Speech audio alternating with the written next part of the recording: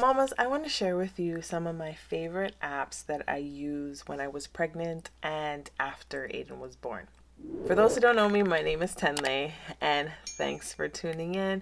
Here's where we talk about all things motherhood, and as you can see, today we're talking about my favorite apps.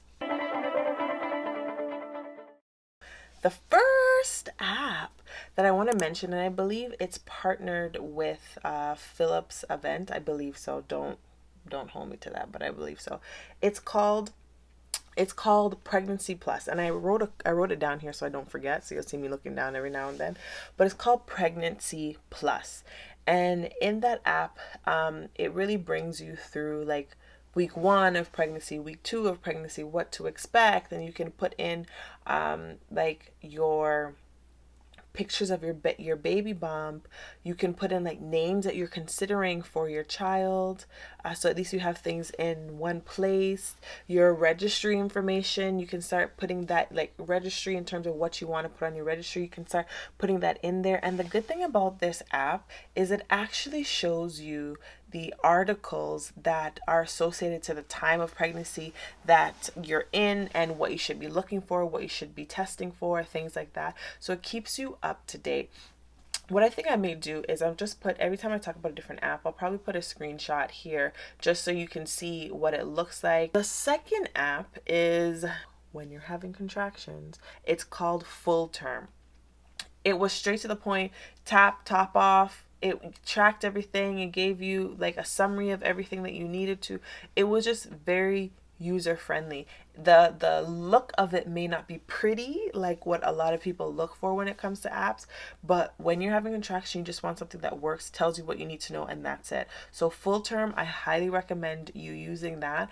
If you do know of any other apps out there, or an app that you enjoy, put those down below as well in terms of pregnancy and after pregnancy, even just tracking your baby after your baby's born, like diapers and all of that. Put them down below because I'm interested to see what apps people have used and what they recommend. But so far, those are my favorite 2. The third was a hit and miss. Pregnancy Plus has an app that is a continuation after baby is born, and it's called Baby Plus. And Baby Plus, like, it has all the great information in there, tracking your wet diapers, all of that. But the thing that I did not enjoy was my husband and I like to synchronize the apps that we're using. So if I'm using it and I update it, he wants to be able to see that it was also updated. And with Baby Plus, I don't know if they've updated the information on the app itself, but with Baby Plus, we were not able to do that.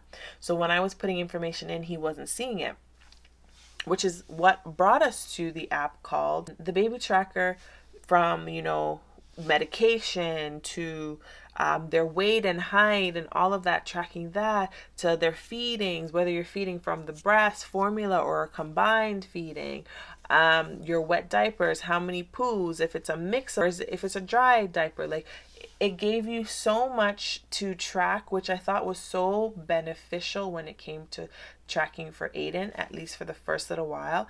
And as parents, you get used to what your child is doing, so you end up just kind of weaning out the tracking because we don't necessarily track as much as we were doing before. I can't tell you the last time I actually opened that app.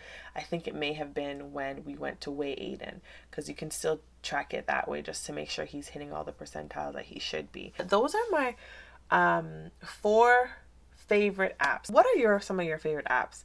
Let me know in the comments below. I want to check some out too, because when we do decide to have baby number 2, I just want to know what other things are out there that I could possibly be interested in. But that's it. That's it. Laters. Bye, mamas.